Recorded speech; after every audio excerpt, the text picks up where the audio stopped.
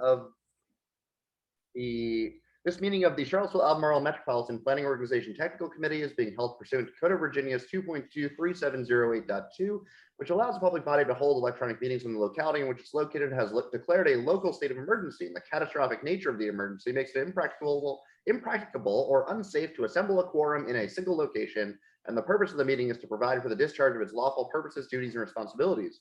This meeting is being held by electronic video and audio means through Zoom online meetings and is accessible to the public with closed captioning. There will be an opportunity for public comment during that portion of the agenda. Notice has been provided to the public through notice at the TJPDC offices, to the media, website posting, and agenda. The meeting minutes will reflect the nature of the emergency. The meeting was held by electronic communication means and the type of electronic communication means by which the meeting was held. A recording will be posted at tjpdc.org within 10 days of the meeting. All right. First up, we have matters from the public, 3 minutes per speaker. I see we have a member of the public here. Would you like to speak? If you're talking about me, then no thanks. I'm here to listen for a while. All right, sounds good. Anyone else here? Oh, okay. Next up, approval of the draft meeting minutes. Does anyone have any changes or updates to the minutes? Otherwise, I would entertain a motion. Jim? I'll make the motion. Do I hear a second? I'll second. All right. All in favor, raise your hand or say aye. Aye. Aye. Aye. Any opposed? All right, motion carries. Next up, we have our Rivanna River Bike and Ped Crossing stakeholder engagement. So I'll toss it to you, Sandy. Sure, let me go ahead and pull up. I promise it's a very brief presentation.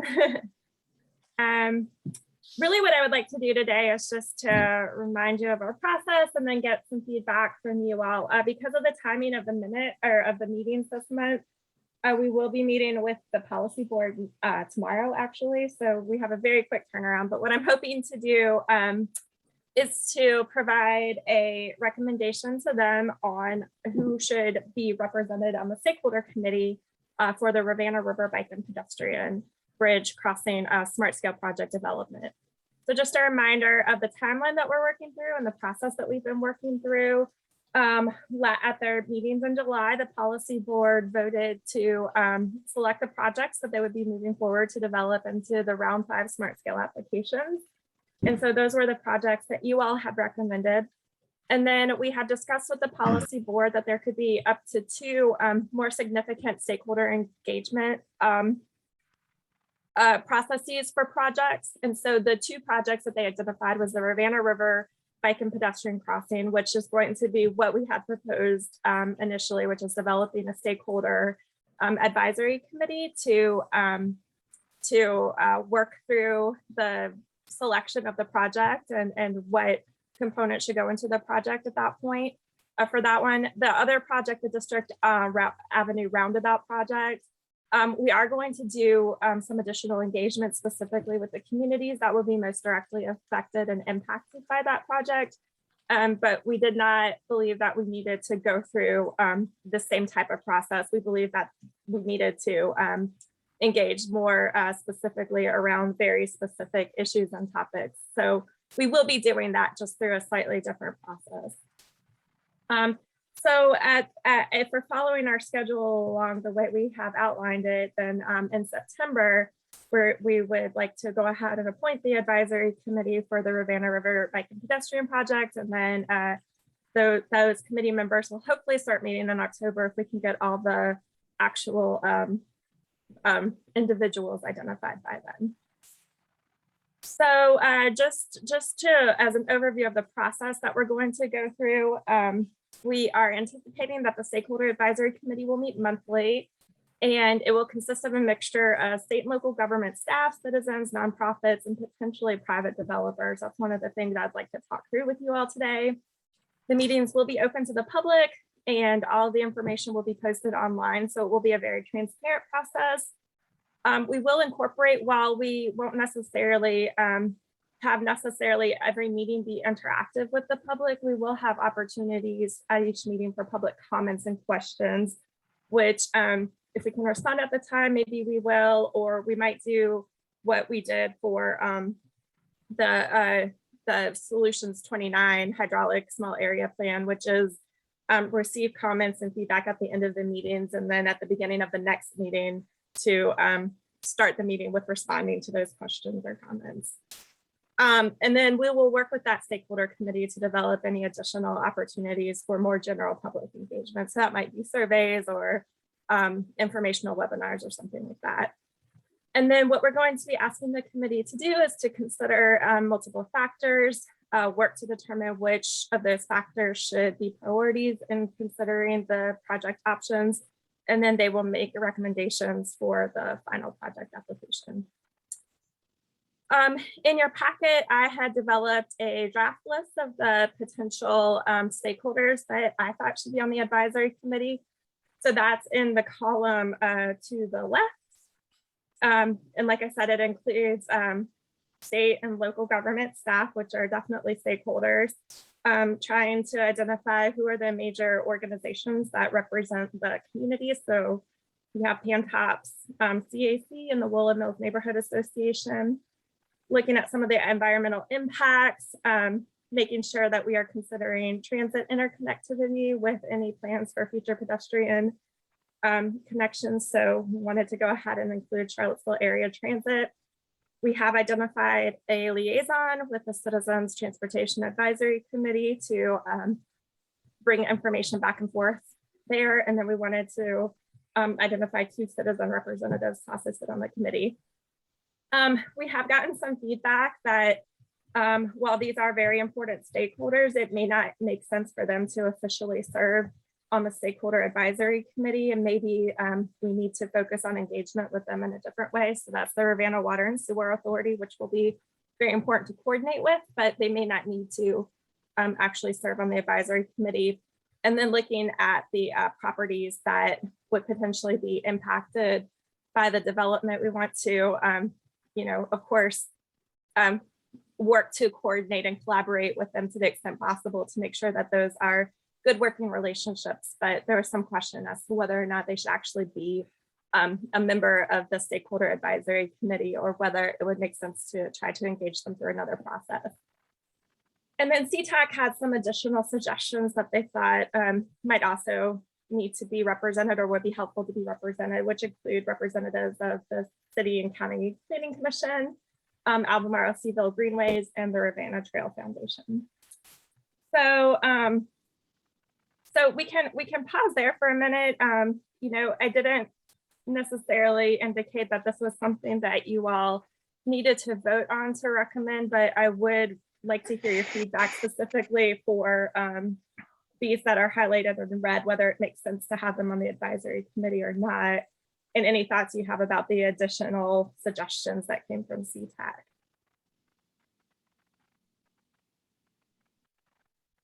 I have a question. Sorry, what is Woolen Mills Development? Well, they have the site. They have the site over.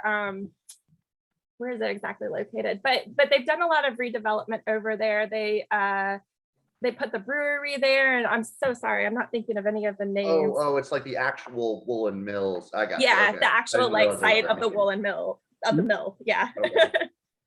Yeah. Presumably that would be Brian Roy or someone from his team. Correct. Who has reached out to us to engage on other related topics in the past. Yeah, the big issue with them is parking. And that's seems to be a topic about even the neighborhood and everybody else, even the Riverside Park is parking. And one of the places we were going to utilize possibly was parking at the Woolen Mills development as an area where people could park if they needed to park. So that's something to consider, making sure that they're not necessarily included in the advisory committee, but when we come to that point in the study about addressing parking, how are we going to do that? And then we probably need to work with them on joint parking. I know, Kevin, we've had definitely had some discussions with the county on that. I'll just point out, we do, as part of their proffer, we did identify, I think, 10 spaces that are reserved for public parking for access to the trails there. They're on the not in the small parking lot, but in the larger parking lot near the bridge. And those are signed. Beyond that, I think it's going to be very difficult to get additional parking, especially during business hours, because they actually had a lot of parking reductions as part of their project. So they're really concerned about the level of parking if that place were potentially to be filled up with all the employment that they would need, they'd probably be really short. And But we also have problems with the neighborhood there, especially Market Street, and the ability for anybody to park anywhere on Market Street in the county or in the city. And so how are we kind of thinking about this project? Is it a transportation project, or is it a recreation project, or is it both? Like, what's driving this parking demand? Is it people parking to ride across, or is it people hanging out on the weekend? Sorry. This project is really intended more to facilitate, I mean, I think it can be both, but I think the primary reason that we started looking at a bridge crossing in this general area versus connecting in the parks a little bit north was really to make sure that there were commuter options that could facilitate, transportation across the river at a more like convenient location. But I think while that might be where the primary initiative emerged, I think we also need to consider that there could be some recreational impacts. I'm from the Lynchburg area, and I mean, it is designated as a recreational trail in the area, but they did complete a bridge to an island in the middle of the James River, and it has served as a pretty significant attraction in and of itself, just because you get a nice view if you go to the middle of the bridge and things like that. So I think we need to be mindful that it could have secondary impacts. Yep. Okay. But I would think that recreational parking would be kind of tilted towards the weekends, right? Would we agree with that? So potentially the Woolen Mills development would be more okay with it, because they have a lot of parking that probably wouldn't be used then. Yeah. I mean, there could be folks that use it as a commuter facility. They drive to the park and walk over to the hospital or something like that. Or they drive from area east and park on the county side and then cross over to go into the city, whether it's by bike or walking. So those are some of the things we need to consider about utilization of this. Hopefully we can integrate the transit activities into it so that would play a bigger role and reduce the number of vehicles that drive to the location near the bridge to cross. But that's something to consider. The only other thing I would like to say is, I know with most of our committees that we've done before, we try to keep them limited to 12 people, because that seems like a manageable number. And we did have with 29, Solutions 29, we did have Planning Commission members on the committee, as well as board members. So those are things that we may want to consider in this, to have a good cross-section of both government and the various groups and that are involved with this project in the area. As you kind of think through the Sorry, go ahead, Wood. As you kind of think through this parking issue, it might be worth just reaching out to someone in Lynchburg. I'm sure they have probably compiled some data that they could share on maybe parking utilization when they're seeing peak demand for parking around some of their trailheads that serve a similar function as to what this may serve. Maybe if they've have any good lessons learned about partnering with adjacent businesses to do kind of parking sharing. And then, also maybe some data that would be relevant on like the number of people that access the facility through other means, whether that's transit or biking or walking, or even in Charlottesville, kayaking to the facility. I think it's easy to get hung up on the parking, but I think there's so many other ways that if a facility is designed correctly, that folks can access it.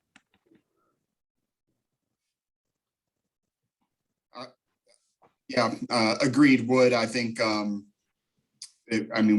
can tell from my experience, because I spend a lot of time down there at the river, the parking is not sufficient on weekends on the city park side. The overflow is pretty shocking, the way it goes down the streets throughout the summer. I was just to Chuck's point, say, I agree that keeping this a little bit smaller than the list we see here would be a better idea, because it does get a little unmanageable. The State Farm property there, they no longer occupy that building. They are leasing it to other companies, or it's partially leased, I think partially vacant right now. I don't think State Farm has any plans to move back in there. So I don't think that they necessarily need to be part of a stakeholder team. I think we need to have some outreach to them to make sure they're aware of the project and allow them to, follow it. And we'll probably have to talk to them about future property acquisition or easements on their property. But I don't think they need to be part of this. And then the other thing I'd point out is that you have 2 citizen representatives, but the Woollen Mills Neighborhood Association, the Pantops Community Advisory Committee, the Rivanna Conservation Alliance, CTAC, those are all citizens. And I know they represent or they are there to represent an organization, but they are citizens just the same. So I don't know if that's necessary, really. Yeah, I think one of the considerations why I thought initially to at least include citizen representatives separately is because I don't know that any of these other organizations represent bicycle users or pedestrian users of the bridge. But I would love to hear any other thoughts. What if we removed the citizen representatives and added a Rivanna Trail Foundation member? We could do that. Just a suggestion. I'm open to other ones. Thinking about sort of what's missing from that, and you're sort of hitting it with the State Farm, is I would say like having a major employer be someone who that's what they're thinking about it as, in terms of commuting and just employer, employee wellness and that kind of question. And to that point, I would say both Willow Tree and Centera would probably be better sources, because better than State Farm, because at present, I believe State Farm is in 100% virtual mode. So they're not really using that site heavily as an employment center as they might, at other times in their history or future. Tim, did you have a comment? Yes, I think the way this is going, I would agree with what everyone has said. And I do think from a political standpoint, it's been important to have planning commission and supervisor council representative on important committees. And I think that this is one of those committees that will save ourselves a lot of angst in the long run if those bodies are keyed in. So that's 4 members. That's 4. And if you're trying to winnow it down to a dozen, I think that Peter's point is well taken, and maybe that's a way to take those other 2 in red off the list and put them back in as sort of double stakeholders. I also think that not just because Peter's sitting there, but I think there needs to be a bicycle group representation. So again, I haven't looked really closely at the other set, but you know, do you need Charlottesville Public Works at this particular point? Are there parts of that need to be to get you to the dozen? I think the dozen is reasonable, but I do think that the political representation will pay off significantly in the long run, given the expenditures that this is going to involve, and the community challenges that it's going to involve. Just so you know, Charlottesville Public Works, the portion that's in the city will actually need to be maintained by Charlottesville. So I do think that it's important to include them as part of that. That's why they're listed there. They don't actually have anybody that's a transportation planner. They do most of that through their public works department. However, if they're elected officials tell them this is a priority, then it gets the details get worked out. Sure. So again, and that's the case for a number of the pieces on that list. I mean, I think you could, I guess it depends on how quickly you want this to happen. And from what Chuck has told us in the last couple of meetings, I mean, this is something that conceivably could rise to the top pretty quickly. If it's going to rise to the top, I think the fewer members and the people who are in the closest to decision-making modes and grassroots representation is maybe the better way to go than to be stacking it with a lot of staff from both jurisdictions. And to be clear, right, this is the advisory committee for engagement as part of making the smart scale application. Once smart scale is awarded, we always form, or do we always form the like implementation committee that we usually have? Like I know all the streetscapes have one. Yeah, Chuck, do you want to talk? I know the city has their own process that they go through, but do you want to talk through the VDOT process once you know, a project is awarded funding?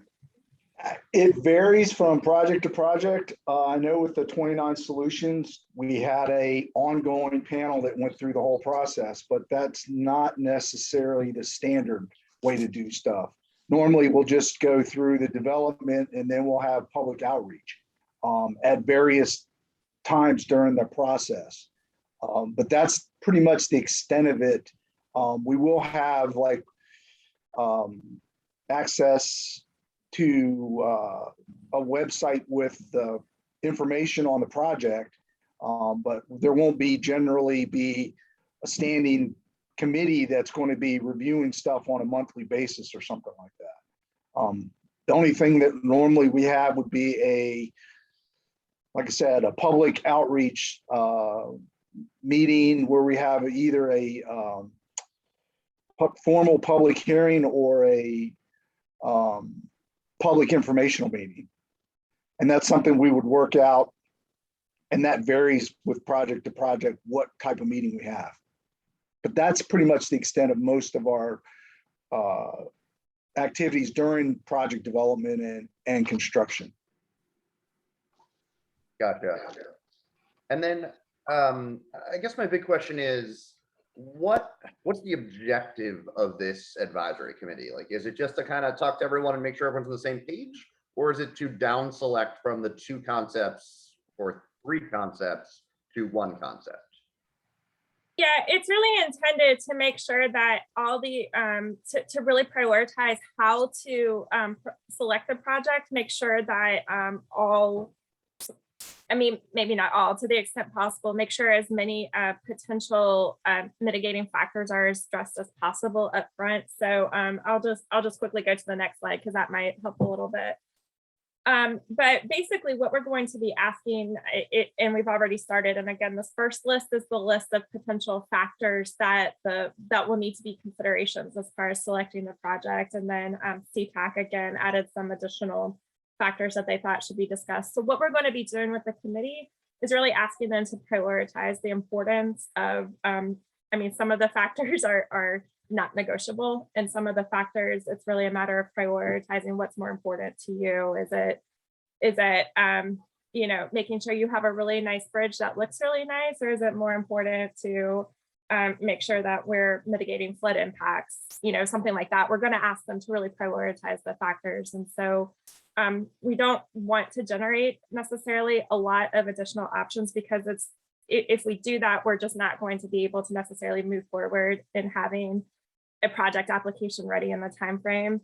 So our hope is that we can move forward with the potential configurations that have already been identified, and really select which one of those does the best job of meeting the priorities, and making sure that we consider how we can use the work that's already been done to mitigate as many of these other considerations that are prioritized as possible. Gotcha. So Sandy, I think that's helpful zooming ahead. Can we make sure we feel that, because this is going before the policy board tomorrow, correct? Mm-hmm. So I think we need to make some final decisions on the advisory committee list. And at my last count, I think it was like at 18, perhaps. Yeah, so I went ahead and crossed off these lists. I think it sounds like maybe we don't think that both Seville Greenways and Ravenna Trail Foundation should be considered, but it sounds like there's some support for the Ravenna Trail Foundation. Yeah, I would support RTF. Okay. I guess my question on the Ravenna Water and Sewer Authority is, it looks like the one concept that goes right off Chesapeake Street goes through their property. I don't know exactly what that is over there, but is that the motivation for including them, or just generally because it's all kind of near their infrastructure? Yeah, I think there are some potential utility impacts depending on where the configuration goes, but I also think that we could engage them separately without including them necessarily on the committee as far as any of those considerations.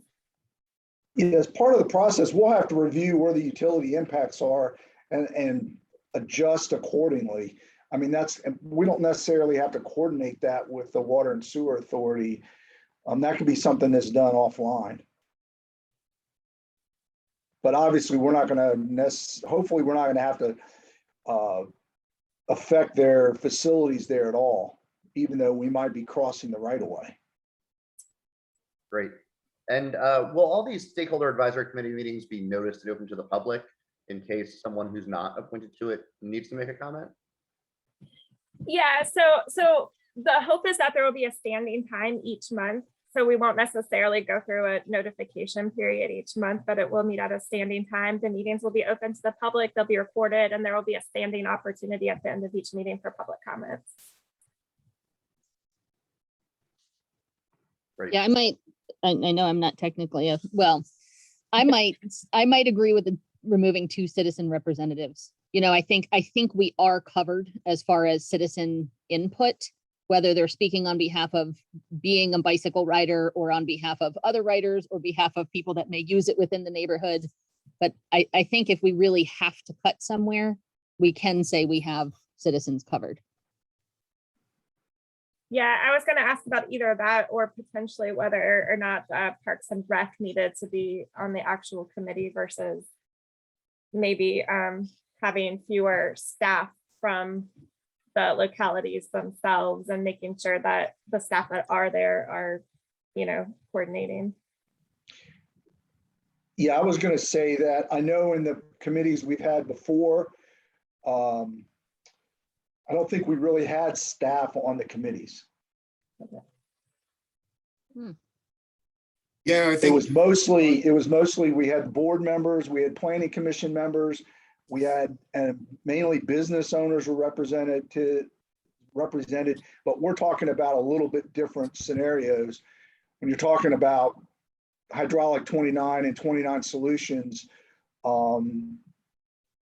you're affecting a lot of businesses along that corridor. This is a little bit different in that you're not really affecting businesses per se, their access. It's just providing more of a public access across the river for bikes and peds, as opposed to access to commercial or or residential areas. I was just gonna, I think we've gone through a lot of these committee makeups recently with a lot of projects that are going on. One of the things that I've noticed we've been doing is we've had a stakeholder group and a technical committee separately.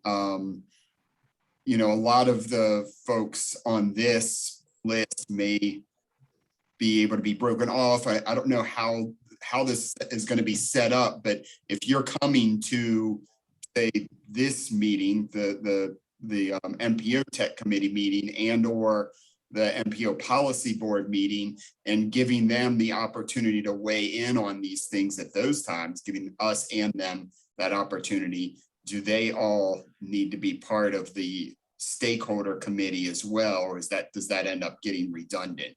And I guess that's really asking more about how you think that the process is going to work. Yeah, I think what's challenging about this specifically is it's not a planning study. It's more of a project, development study. So I think there are a number of technical, there is a number of technical details that can't be separated out from it. What I would say is that the MPO Policy Board would probably act as a steering committee though. So I don't know that we need to have that as a separately identified group of people. But your point is taken. Maybe the staff types of people have their opportunity to participate in another way, and we move towards putting the people who don't have the opportunity to provide feedback within the meetings as part of the stakeholder or committee. Make sure that there's an additional opportunity for different viewpoints to be considered. Tim, do you on the board member, what do you think? I mean, do you think they're going to want to be part of this actual stakeholder committee, or do you think it's possible that could be satisfied by going, because there's two board members on the MPO committee, Policy board. The policy board, yeah. Would that be enough? And I'm just wondering, like, there's also time commitment with board members. Always they have. I was wondering about that as well. I guess what I was thinking about was that they felt a need to have representatives on the Rivanna phase, whatever, of the Rivanna corridor study, that they thought that was important enough. So you most likely have a better sense of this particular side on the county, and maybe Rory on the city side, but I defer to you all. I was just raising that, and I was hearkening back to the Rivanna corridor study for where I was seeing that representation. Yeah, as long as I would be comfortable with, as long as we are providing the policy board regular updates and giving them that opportunity to comment on it as we're giving them those updates, that could be enough for the board member. I don't know if Rory, I think Rory is the only city representative. Do you feel the same about city council?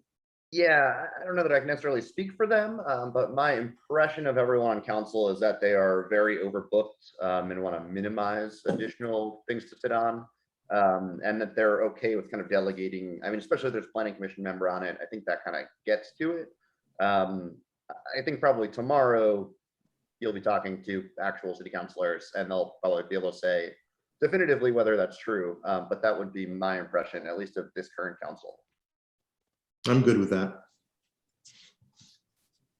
They would also have the opportunity, if they wanted to attend any of the meetings, they can also certainly participate on any of those. And as of right now, you're just bringing this list as the recommendation. If they wanted to add someone back on, that could be their prerogative, but They could, yeah. Also, I think in the case of Albemarle, I could be wrong, but I believe the supervisors most affected by this project, it's not in they're not on the policy board. Yeah, I'm sorry, Peter, but there was time for matter from the public, feel free to use the chat function if you'd like to speak, but I'd like to kind of not set a precedent of this meeting being open to everybody. So looking at this list, if we, have crossed out the ones that maybe we've gone through that at least tentatively we talked about that I don't feel necessarily were needed. We could add the Ravenna Trail Foundation, and that brings us to 13, which is pretty close to 12. If you all, is this a recommendation, a recommended list that you all feel good about moving forward for the policy board? I'm comfortable with that. The only one I don't even know much about the Ravenna Conservation Alliance. If they are a well-organized group that you think would be good to have on this, then I'm happy with it. But if we are still looking to cut, that's the only one I don't know enough about to know what they bring to the table. Yeah, they would mostly be representing the environmental impacts. They also had they also engaged during the Ravenna River corridor planning study as well, with some feedback specifically related to impacts on view sheds and things like that on the river. So yeah, I mean, it's really if that ends up being a really important priority for this, which I would imagine it would be, because that seems to be very important as we discuss the river in general, they would probably be helpful to have engaged in the process. And I mean, one last thing in the interest of down selecting is for CAT to be on it, is the motivation that we want, more transit to be run to it kind of on both sides. Is that something that they need to be necessarily in the meetings? We don't go on here today, so I feel a little bit bad cutting them, but yeah, I think it's just to make sure that we're coordinating. Again, it's one of our goals is also to make sure that we're doing this in a way that also doesn't further increase or compound parking demand. It seems like it would be really helpful to make sure we are intentionally engaging CAT. It's also possible that we could extend the invitation and they don't have the ability or don't feel like they need to engage as an actual member of the committee. But I think just as far as coordination, it would be helpful to at least offer them an opportunity to participate. okay. This list sounds good to me. Does anyone have any other comments? I think I saw Tim raise his hand a second ago. Sorry, go ahead, Tim. I'm good. I'm good. Would we like to make a motion to make a recommendation here? Yeah, you can. Yeah, you can formally make a motion if you would like to. Would anybody like to? I'll make the motion. I move that we recommend the list before us as the stakeholder committee for the Ravenna Bridge to the board, to the policy board. I'm happy to second. All right, we have a motion and a second. Let's call the roll on this one. Rory? Aye. Kevin? Aye. Jessica? Aye. Alex, I saw that you joined us. Were you able to follow the conversation? Did he leave again? Oh, there's Alex. Were you able to hear enough of the conversation to vote, Alex?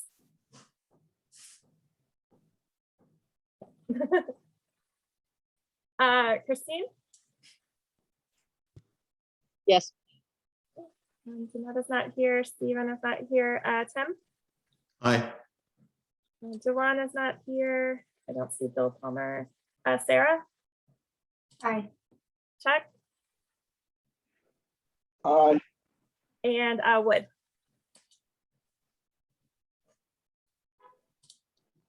Aye. Very good. Thank you.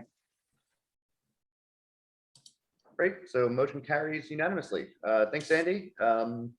Next up, we've got Smart Scale Culpepper District Project Pipeline Process. So we'll get a Chuck for that.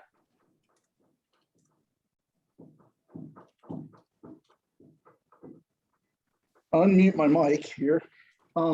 Yes, we started a new process this summer. to basically try to develop locations that show up in the B-Trans as a tier 1 need.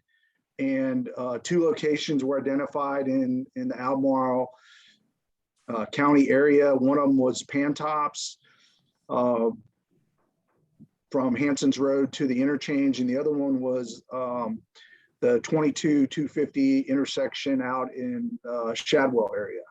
So we had the kickoff meeting for the projects, developed or rolled out and engaged the stakeholders group, which is made up of transit folks from the localities, as well as the PDC folks, county staff, VDOT, folks from DRPT, as well as our consultant team.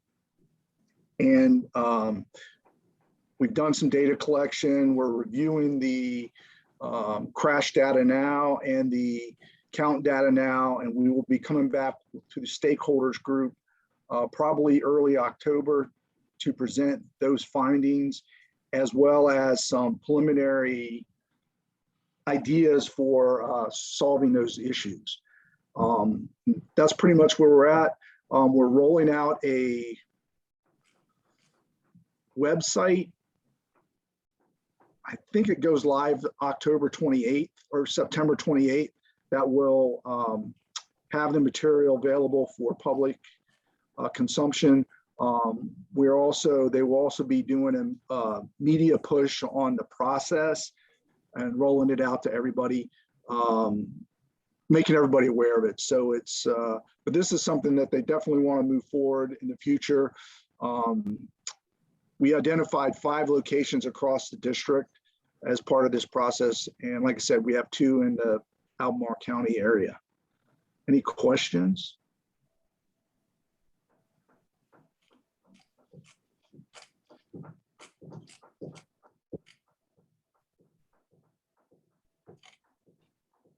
Anyone? Guess that's a no. All right, like I said, there'll be more to come, and we'll have public outreach as part of this process later in the year, possibly in December. Once we have some alternatives, solutions identified, we'll be rolling them out to get public input.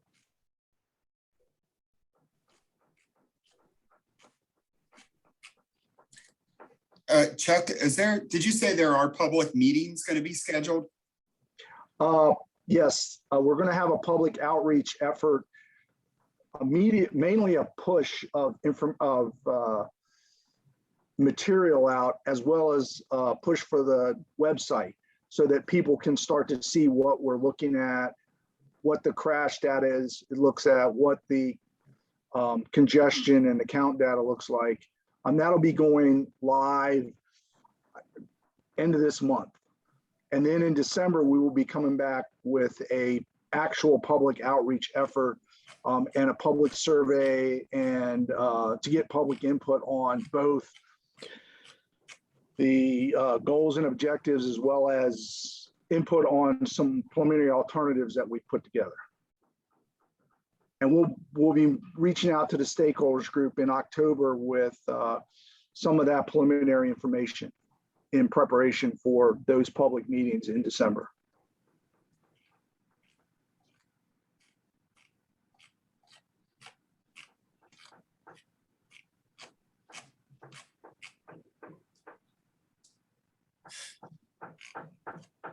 Is that it? Anything else? Yeah, and I mean, I just call out, because I think it behooves us to ground ourselves in the consequences of the work that we're doing here. For those of you who didn't hear, just this week, a 29-year-old man was killed on 250 crossing the street near Hanson Road, well over a third of a mile from the nearest crosswalk. So certainly safety improvements are needed in facilities to make that street safe. That is definitely part of the area we're looking at. And we're going to look at crossings of those areas. I think the closest one is at State Farm. Yep. And they're going to be putting one in at down at Route 20, but you only have those 2 crossings on that corridor.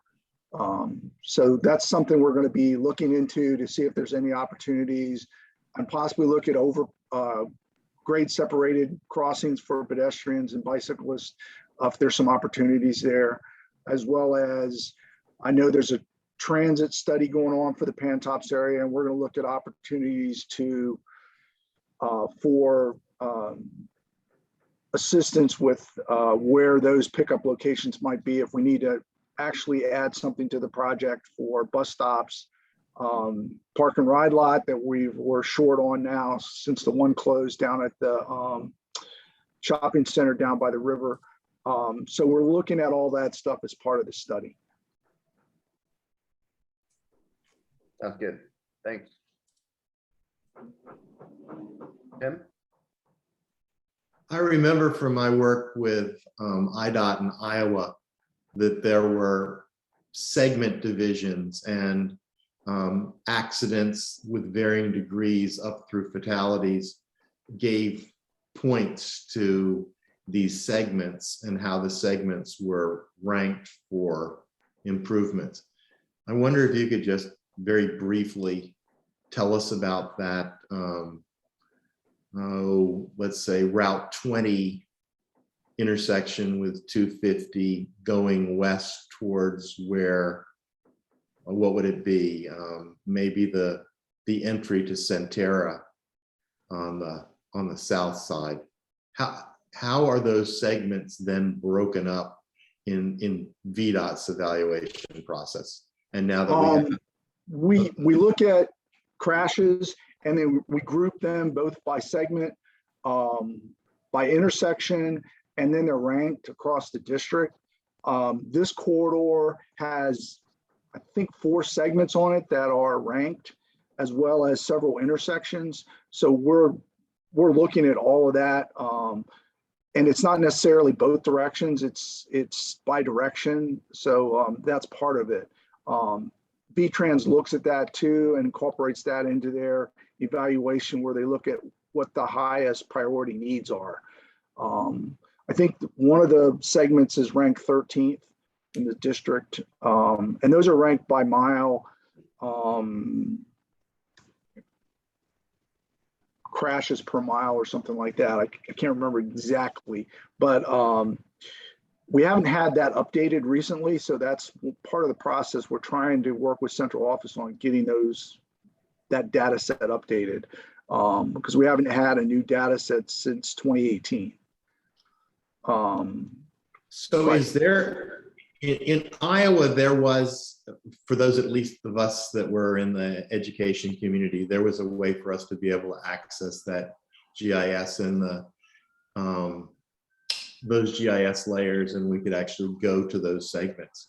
Is that something that's available to the public in Charlottesville and Albemarle? And then 2 other follow-up questions. If I remember correctly, in Iowa, while there was kind of a historic data set for each of those segments, the evaluation that IDOT was doing was based on a 5-year time frame. Yes. And then the second one is, as unfortunate as this fatality, and many of us knew the individual or his mom or father, what in crude hard numbers, what does a fatality do in raising a segment's priority? Basically, they evaluate it as a PSI, and that's total crashes, and they evaluate it as a targeted safety need, and that's based on the number of injury, fatality, crashes within that 5-year period. They're both based on 5-year cycles. So every year we'll look at the last 5 years of data and come up with a re-ranking of the crashes across the district. A fatality, it's less predictable, but it's more weighted towards the impacts at that intersection. And I don't know the calculation off the top of my head, but there's a weighting when they're converting it to equivalent EDOP, property damage only crashes. That one gets the highest rating. So they basically convert all crashes to a certain criteria. Here you go. This is how it's this was the slides that they developed for the public outreach meeting that we had, or not public outreach, for the stakeholders group meeting that we recently had. And it shows the weighting based on the type of crash and the number of crashes. So the bigger dot's going to be your larger number of crashes, and the colored segments are the type of crash. That makes sense. But you can see that how they're weighted, the different types of crashes or injury crashes, how they're weighted. Thank you very much. This is helpful. So, And this stuff will all be put out there on the website once it's goes live the end of the month, so the public can have access to it. And as we get more information, we'll be putting it out there for public consumption. Good, thank you. so if Hanson and 250 was the second lowest scored intersection before, and now we're adding 85, that becomes the highest priority? Or at least the highest? Yeah, it's score? one crash, but it's got a more higher weight. So when you convert it, it'll rise in value, but it's still only one crash. When it converts it to EDOP, it'll be normalized higher than the other ones. But we also look at other things to make sure that it's not, because if it's alcohol related or animal related, those kind of things are weeded out of that calculation also. Gotcha. And I can see in page 9 there was also a pedestrian fatality at Hanson in 2014. Yeah, and that one's probably outside of that 5-year period, because it would be 15 to 19. See, Rory, that's why I asked about the 5-year. That was really problematic in Iowa. Yeah, I mean, we look at it. I know for Smart Scale, we actually looked at, since it was 14 to 18 data set, they evaluated on 19. We went from 14 to 19 and looked at where the most crashes occurred, whether it was 14 or 19, and we included the ones where it was a higher number of crashes. So there is a little bit of flexibility there when we're scoring projects, what we use for the data set for getting them into the system. So they're still all scored on the same data set. And obviously in today's world where citizen and public involvement is really taken into account, then that is another multiplier that's not a scene multiplier like you have to use, you transportation engineers have to use, and the bureaucracies that you work within. But then there is this other multiplier for change. Yeah. I mean, the thing is, once we get to a project level, I mean, identifying the projects and developing the projects is one aspect of it. Getting them funded, they still have to stand on their own benefit. So if they don't score very well, they're still not going to get funded. And that's an issue that we're having to deal with across the state.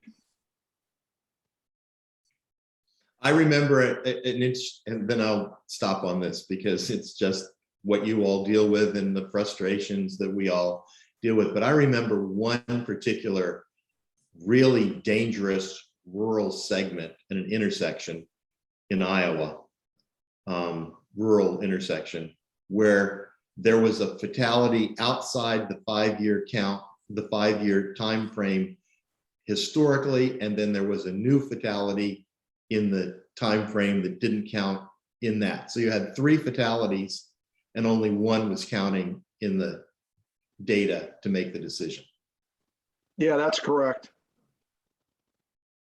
And does the 5-year window change? Does it move forward by 1 year every year, or does it kind of stick around for a couple of years as the window that data was compiled for? when we look at and this is one of the issues I have with the data set now, we haven't had new PSI data come out since 2018. So the data set they have is 2014 to 2018.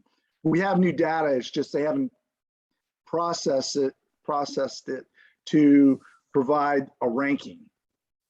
So we can still look at the data, it's still there. I just don't have any way to correlate it to other intersections, and they're not ranked in any way. And that's the guy who was doing that for the whole entire state. He left the department and went to FHWA. So they've hired some new people to replace him, but it just they haven't gotten up to speed to develop a new data set yet. It's under development. They just haven't finalized the information. So for scoring, we pull the data for the project and analyze it based on that 5-year data set. So it'll be whatever the current 5-year period is. Like last round of Smart Scale was 15 to 19 was the data set that we used to score the projects.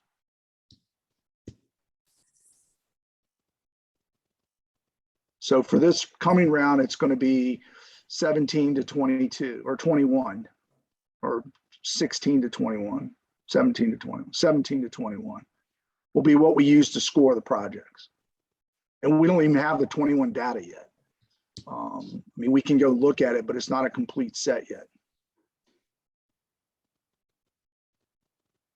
And Chuck, just to summarize my points, in no way am I being critical of you all or staff in either the city or the county about this. This is, or the planning district. This is something you all are stuck with, just as we are. And I think it's important actually for the public and maybe for anyone who listens to this to understand that there are real challenges, especially when we have something as horrific as what happened recently on 250 with a pedestrian motorcycle accident. Thanks. Yeah, I mean, as one of another avenue, just to give you another highlights, I know we're doing performance management or performance targets through the MPO, and we update those every year. And they use a trend of the 5-year average. So they're looking at those 5-year averages over time and looking at the trend on how those are doing for the MPO area. And that's how they're coming up with what the forecasts are for the future. And we also look at that to see on an individual intersection basis, location basis, to see what that trend is doing. So we have a better idea whether it's getting worse or whether it's getting better, or whether it's pretty much staying the same. So it's more than just looking at that 5-year data.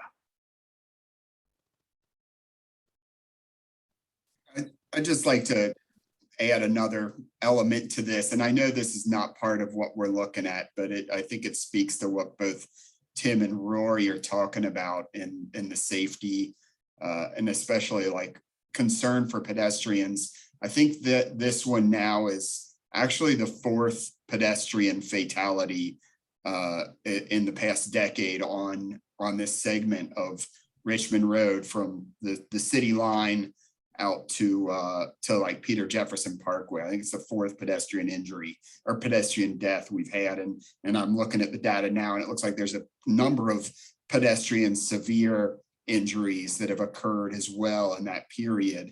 I don't see, except for outside of what's going on right at the interchange, I don't see any driver fatalities that have occurred out here during that time.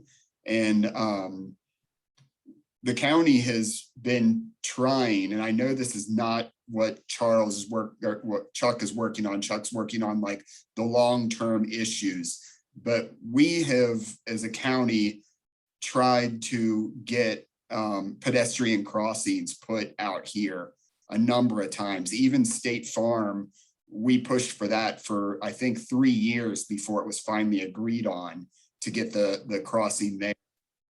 And the fear is that we're not gonna be able to provide a safe crossing for pedestrians. But at this point, when we're at 4 fatalities out there and these severe injuries, I think maybe we need to start rethinking that. And once again, I know that's not Chuck's area. That's like talking about a different division, but it would be really beneficial if we continue to push to be able to evaluate these safety issues and potential pedestrian crossings, despite whatever the engineering data tells us that we should be able to put one in or shouldn't. It is frustrating that we now have seen those at least 4 pedestrian fatalities, and yet we cannot get a pedestrian crossing, no matter how hard we try, at a place like Rolkin and 250. We're told we can't do that. And that's just it's really tough. Well, from the public perspective, you've got to weigh the differences between how much pushback are you going to get from the people that are commuting along that corridor versus the pedestrians. I think we need to look at it from both perspectives, and it's just how do you do that? Because there are limited ways to get in and out of the city, and this is one of the major corridors. And if we want it to operate acceptably, you've got to limit it somewhere. And that's why I think we need to look at grade separated crossings as a way to do it. Like we're doing on the 29 corridor. We have the same issue on the 29 corridor as well. There's no crossings on 29 corridor. We're going to put the first one in, or the first ones in, north of the city at Hydraulic, and then the overpass at Zan as part of the project. But you go north of there are not any pedestrian crossings except at Rio Road where we built the bridge. So on these major corridors, it's really difficult to make that determination on how you deal with it. Because if you're stopping traffic for pedestrians to cross 6 lanes of travel lanes, the time you're having to stop them is going to cause the queues to back up through the other intersections adjacent to it. So that needs to be weighed as part of that process. And that's generally what the problem is. It's how do you make it work for everyone? It's not an easy solution. There's no weight between a death and I agree with you. Those are completely different things. I totally we want agree people with to you. wait if it means saving a life. We want them to wait. I totally agree with you. But I mean, if there's a safety issue, it's reasonable. If you are afraid that making those people stop could cause other fatalities of vehicular crashes, it's understandable. But yeah, if it's and that's what that's what I was down. trying to get at. You're going to cause more crashes and it's just how do we react to that part of it? I mean, and we do have crashes on the 29 corridor now that are related to the volume of traffic on the corridor that we can't process because we're having to stop the traffic to allow for the side streets to even enter the roadway. And some of those are injury crashes that are preventable. So it's just a matter of weighing those options as which is the best one to do. I can't answer that question. But I agree with you. It's 0 is what we're striving for, and it's how do we get there?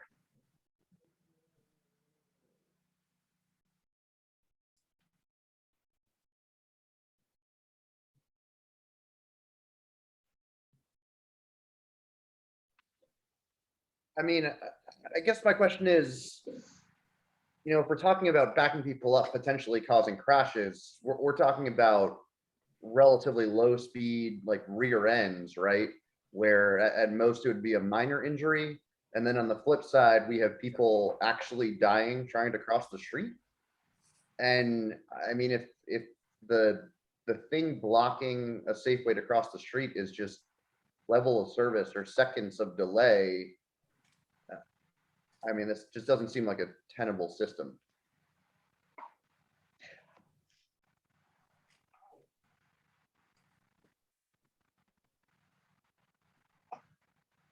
I can't answer that question.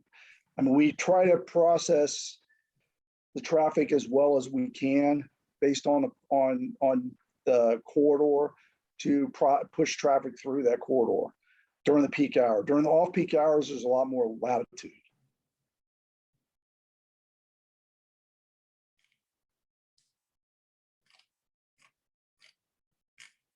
All right, well, if there's nothing else on the pipeline, I guess we can move on to the North 29 corridor study.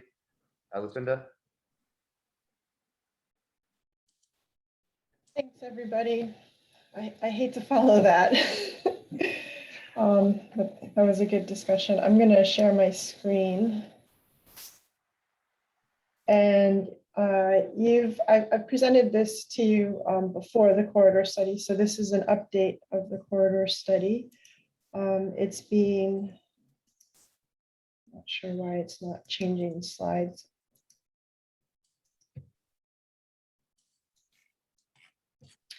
Can you guys see my screen?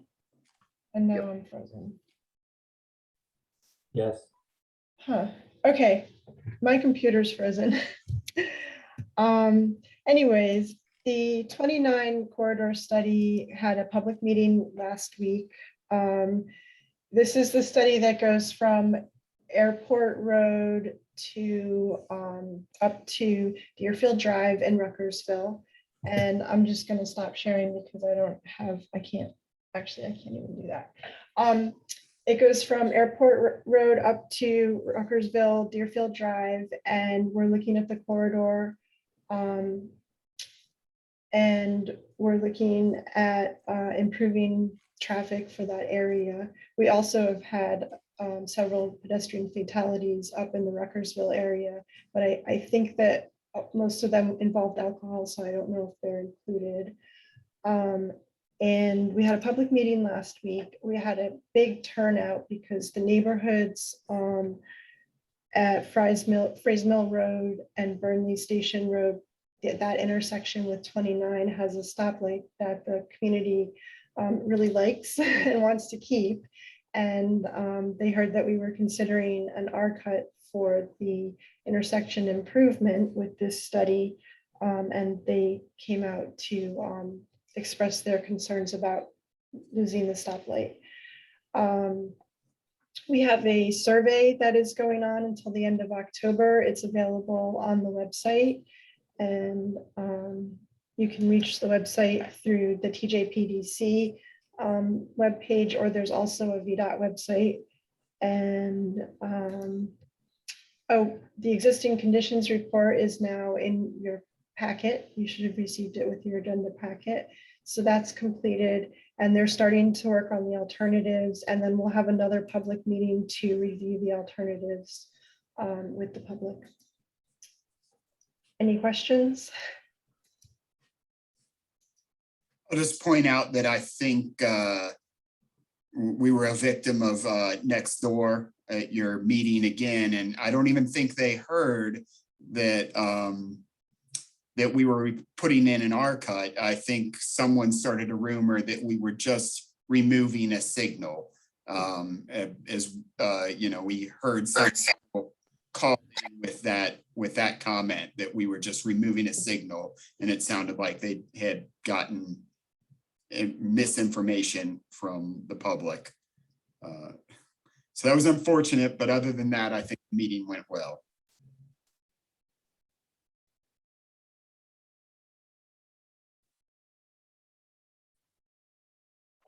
Yeah, just to correct, the survey actually closes the end of this month. I think the 1st of October is the last day of the survey is available.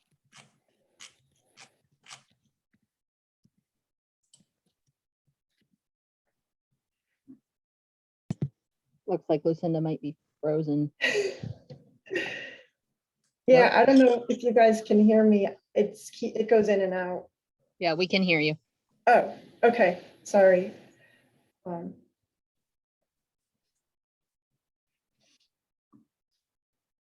Anything else?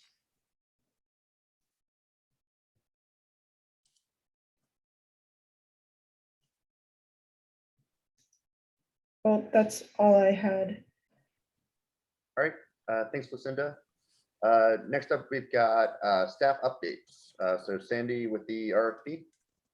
Yeah, I might throw in another one or two just just while I have the floor. But the most important one, just for your information, is one of the items that was approved for this fiscal year in the Unified Planning Work Program was to complete a strategic plan for the MPO. And so we have decided that we would like to retain a consultant to work with us on that. So I have developed a draft RFP, and we are going to be asking the policy board to review that and also to appoint a selection committee at their meeting tomorrow. So that RFP, the draft is in your packets, but this is more of an informational item.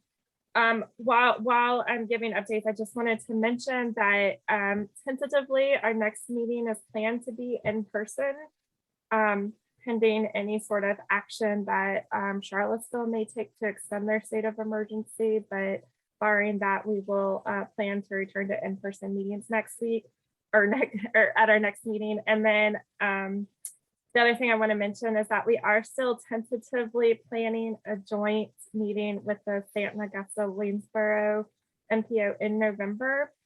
That will, of course, be COVID pending, but regardless, we are going to plan to have your normal meeting in November, just because we need to make sure that we continue to move all of our projects forward.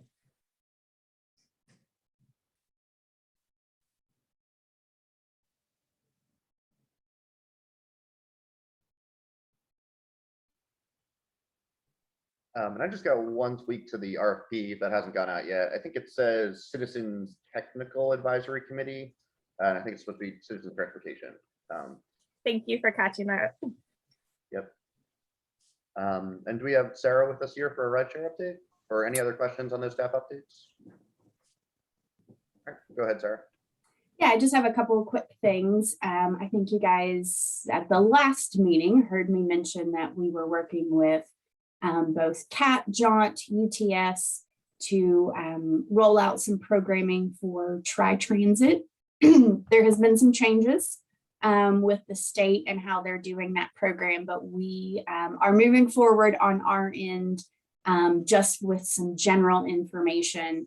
The idea behind this particular project and collaboration is just to kind of reinforce to folks how easy it can be to use transit and to look at some of those barriers that keep folks from taking transit that can be addressed. You know, figuring out how to schedule a ride or how to read the timetables for CAT and whatnot, what options are available at UVA. So we are going to be doing programming throughout the entire month of October. There will be kind of a different theme each week on how you can go about making a transit trip. So stay tuned for that information. We'll be sure to send out social media and different things like that so that everyone is aware of it and so that you can also share it. In addition to that, I wanted to give a quick update on the Afton Express. That particular service that crosses the mountain launched on September 1. So they've had a couple of weeks of service. And so far they're seeing about anywhere from 11 to 22 trips being made per day. They reached the 22 mark at the end of last week. So it does look like it is very slowly ticking up in ridership, but we are also looking at ways we can continue our promotion of that. We've done a lot of paid advertising to get the word out, but now we're looking at maybe doing some more individual outreach to not only employers, but also across the mountain to some residential areas. You know, ways where we can really connect with folks to show them how they could potentially take advantage of this service and what it could mean for them and their daily commutes. So that will be something that will probably start sometime in October and potentially run in through into November, depending on how long it takes for us to maybe get some face-to-face-ish or one-on-one individual conversations with employers. We would love to table, but I know with COVID, not everyone is open to having visitors. So we're looking even at opportunities of tabling outside in front of places and high traffic areas, including some of the stops or possibly outside of the employment site. So that way we're staying safe, but still having the opportunity to connect with individuals. Yeah, and I think that is all of the updates I have for now. Yes, Tim. I have a question, Sarah. I've Sure. enjoyed seeing the PR pieces on the TV, and I think it's really quite effective. But I'm interested in the demographics and whether you're collecting data, and if you are, what sort of data you're collecting. I'm particularly interested in the low wealth community and the rural low wealth community, and whether they're having access, whether you've considered things in the future like scholarships that might be given, so that when you're starting to charge everyone, there's opportunities for people who would really be impacted by even what seems like a relatively small and fair rate to take advantage of this. And I presume you're speaking of the Afton Express. I'm speaking about the Afton Okay. Express. So but just wanted to clarify. We are CSPDC, since they are actually the grant recipient and we're partnering with them, since they also have, the rideshare program extends over there. They are starting a survey. I want to think maybe it starts next week, the beginning of next week, or possibly the end of this week. I think they were working on exactly when they were going to start. And they were going to run the survey for 2 weeks, and they were actually going to have the drivers survey the passengers that they have had so far. That is a good question as to, I have not seen the survey myself. They were going to send it to me this week to evaluate before it started. So I'm not sure if they're asking income type questions, but I know they were definitely looking at points of origin and destination so that we could kind of work the outreach around, each of the individual stops. But that is definitely something I can ask them about. And once I have the survey, can certainly look at and see if there's a way that we can sort of evaluate that. And could you share that survey with us, and we could just give you any quick comments that you might decide to incorporate or not in your comments? I can certainly try to, yeah. Thank you.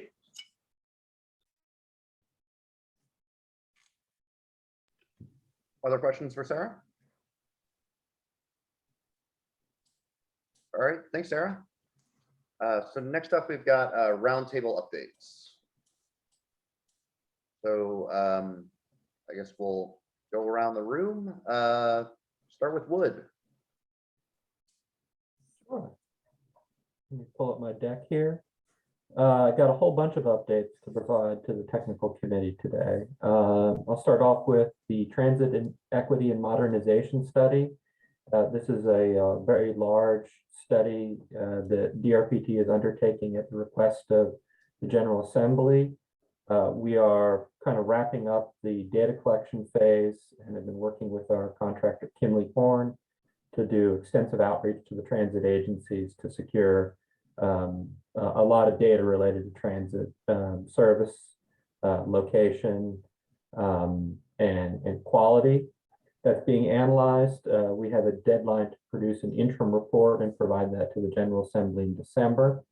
One of the things that we're working through right now is trying to get on the schedules of all of the MPO technical committees and give a full briefing of the project. So hopefully we can get on the November agenda and provide you guys with some real results that are coming out of that study and additional information. Next topic is Smart Scale Round 5 is coming up faster than everybody would like it to be. If you are considering a project that is a transit project or has a transit element, please get in touch with either me or Taylor Jenkins so we can discuss any technical assistance needs for those projects. Also, generally, we just like to have a sense of who's coming in and asking for resources related to transit projects so we can monitor those on the back end. Another interesting project that we're working on right now is the Transit Ridership Incentive Program, or TRIP. This is a new statewide grant program dedicated to improving transit's regional connectivity in urban areas with populations in excess of 100,000 and reducing barriers to transit use by supporting low-income and zero-fare programs. Applications for the program opened August 2nd and closed earlier this month. Our team is currently reviewing a healthy number of applications, and applicants might be coming to MPOs looking for letters of support, and we've set a deadline of being able to submit those through the 1st of October. If you're interested in the program, we have a ton of details, including eligibility criteria, posted on our website. Next, I wanted to mention that we are yet again expanding the Virginia Breeze bus service. This is the state-sponsored intercity bus service that started off with 1 route, and I think now will be up to 5 routes with the addition of the Highlands Rhythm. This route will be serving far southwest Virginia, Bristol, kind of starting in Bristol and continuing up the I-81 corridor, and ultimately connecting to the national network in DC at Union Station. On the intercity bus front, there is an FTA program that's open right now to provide it's a one-time grant opportunity to intercity bus companies to receive some financial assistance for the impact of COVID-19. Program is open through October 2021. Eligibility criteria and data is available on the FTA website. Last 2 items I'm going to touch on relate to rail and passenger rail in the Commonwealth. The VPRA, the Virginia Passenger Rail Authority, is hosting their September board meeting on the 28th. That'll be an in-person meeting, but it'll also be broadcast live online. VPRA has now launched a website. It is vpra.virginia.gov, and there are more details available on that meeting on their website. Lastly, the Freight Rail Enhancement to Increase Goods and Highway Throughput Freight Grant Program is being reviewed by the CTB. DRPT presented the draft program in July, and it should be adopted by the CTB at their December meeting. You can find additional information about that program on our website.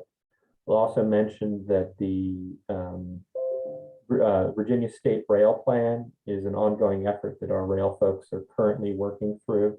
Rail plans are mandated by the Federal Railroad Administration and are a state plan that is very, very structured in terms of what it has to answer. But our rail folks are doing outreach and a lot of engagement on that process right now. And that wraps up my DRPT updates. I did want to mention, though, on the Afton Express that we are monitoring a lot of performance measures because that's actually a project that we're funding through our demonstration grant assistance program. And it does need to demonstrate, a number of ridership and things like that to be considered for kind of continued funding in the future after the demonstration period is over.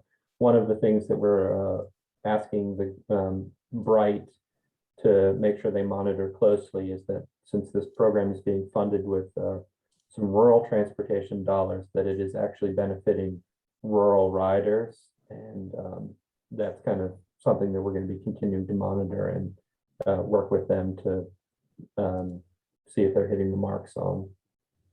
With that, I'll take questions if anybody has any. So do you have like specific numbers that Afton Express service is going to have to reach in terms of ridership to be permanently funded? Is that like a fixed thing? And are there any adjustments for COVID making potentially? No, we don't have like fixed numbers. There's not a target that's established. It's rather a review of the performance looking at a lot of factors, and I think it's a difficult time to be launching service given COVID. We are launching another service in the Valley in the beginning of October in Winchester. So there is the opportunity there to do a little compare and contrast. I mean, different community makeups and stuff, but still 2 new services providing kind of commuter connectivity launching at the same time. So we'll be monitoring both closely. Thanks.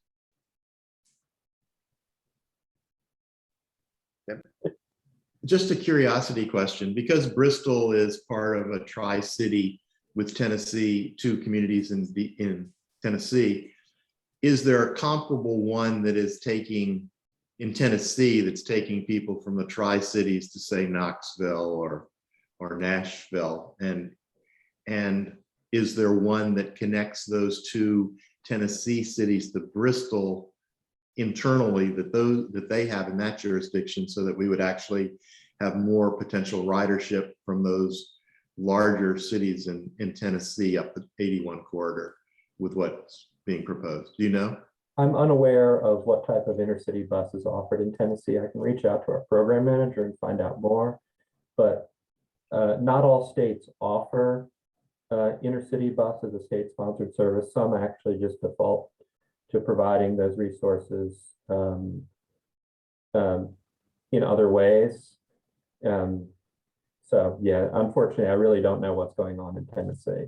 And it's just a curiosity question for me, although I would think that the folks involved in this would be interested, because we want to increase numbers, and the real populations are in those 2 adjoining cities to Bristol and the Tennessee part of Bristol. So I was just curious. Thanks. Yeah, I do know that a number of our Southwest Virginia transit agencies that are similar agencies to like a Jaunt that do demand response are actively looking at how they can tweak their service areas and service models to provide kind of connectivity into Bristol to direct trips onto that intercity network.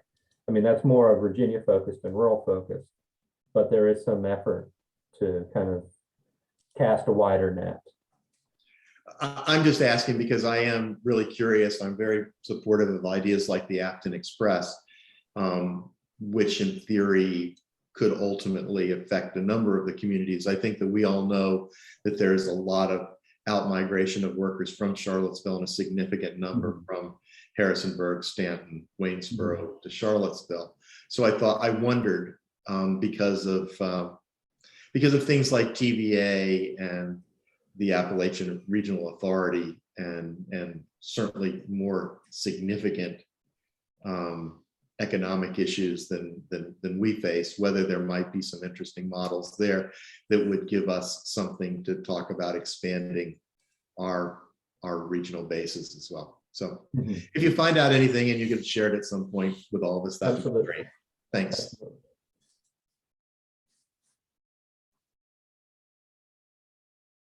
All right, next up, Kevin, county updates. I don't really have much prepared, but I'll just make a few announcements.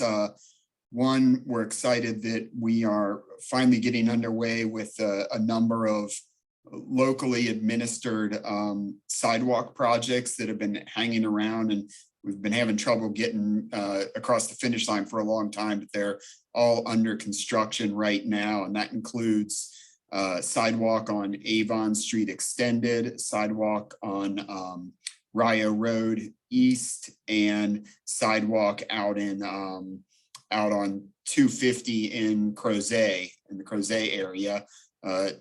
They all actually include pedestrian crosswalks as well. There's another project, another sidewalk project that we got underway on Ivy Road from the city heading out towards the bypass, 250 Ivy Road, and also the shared use path up at our Albemarle County High School and Middle School, Elementary School complex going on up there, as well as a pedestrian crossing at Mountain View So all those projects, which a lot of them have been around for a long time, are finally going under construction now. So we're really excited about that stuff. We've got the Rio Road corridor study going on right now. That is a county-led effort to evaluate Rio Road from the city line all the way out to 29. There's a lot of public involvement going on with that, including pop-ups that started last week and are continuing this week. We got one tonight out at the Putt-Putt occurring. We'll be getting a lot of feedback with that. And then the Crozet Master Plan, which went to the Albemarle County Planning Commission the other week, is now advancing to the board, and I believe it's next month for final approval, which makes a lot of recommendations related to transportation, all based on a transportation study that we did for the entire Crozet area. So we've got a lot going on right now.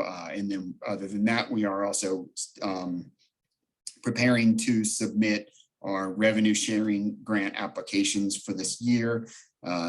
We may end up with just one of those applications being Eastern Avenue. If that's what happens, then I think we'll pursue other funding sources for getting the additional ped bike considerations out on Avon Extended that we had been looking at. We'll try and find another way to move those forward, possibly just with local funds. So a lot going on here at the county. Thanks, Kevin. Alex, do we have you on for a city update? I think that's a no. Kim or Jessica, do you have anything to add with the county? Oh, we do have Alex. Go ahead. Yeah. Of course, we have a new director for NDS. There is some kind of alignment. So we have a new director now. James Fries is his name. And then there is a consolidated office in the city manager where I am now, which is the Office of Community Solutions, to combine or rather consolidate housing, redevelopment, and HUD program and the grants administration. And secondly, of course, the Planning Commission is meeting tonight. You know, part of the discussion will be the comprehensive plan. You know, we continue to work with the consultant, the Planning Commission, in getting that ready for action by the City Council in December. The joint public hearing is scheduled in October, and subsequent after that, we start finalizing it for consideration by the City Council. So that's some of the updates from the city. Great, thanks, Alex. I don't have much to add to that, really. Comp plan is in the home stretch and occupying pretty much all of my thoughts nowadays. So anyone from TJPDC or Campo need to say anything? I'll just add a couple of high level ones because you guys are very aware of most of the work that we're doing related to transportation and transit. But I would like to add that we are hiring for a transportation planner, planner 3-4. And we are also exploring the possibility of an OIP gap grant to look at the process for the LRTP project selection. So that's just something that's in our sites and something that we're researching and looking at how other people have utilized that funding in the past. And then, as you all know, there's an MPO meeting this Wednesday and an RTP this Thursday, but most of the updates you hear through the meeting. So that's all I have. Great, thanks. Chuck, any last thoughts? Yeah, a few things. Like everybody's been talking about, we have smart scale. We're trying to get with the localities on identify what projects they want to consider for next round so we can see what assistance we can provide. I know the Ravenna River crossing, I've already been in contact with our on-call consultants, so hopefully we have those available for any work we need to do on that. we've got the pipeline projects that we've got going on, the Northern 29 study.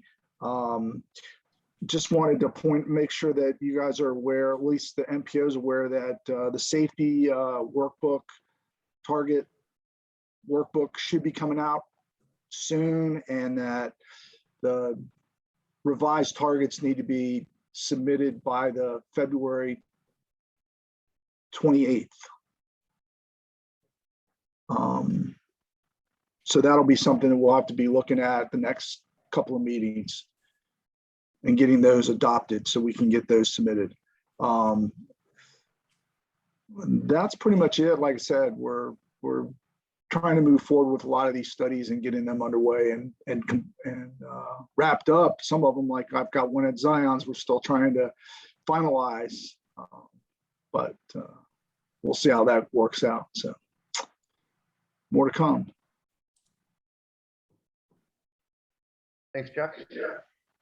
And yeah, to echo Sandy, welcome Jessica to the committee. Glad to have you here. Let's see, I guess that is everybody. So last up, we've got additional matters from the public. So see, we still have one member of the public back on or still on. Peter, would you like to say anything? Thank you, but I exceeded my appropriate amount of commenting before, but thank you for the opportunity to speak. Thanks for being here. All right, so guess we'll be able to wrap up early for a change. Thanks, everybody. Appreciate all your work. Thanks. Have a good day. Everyone. Bye.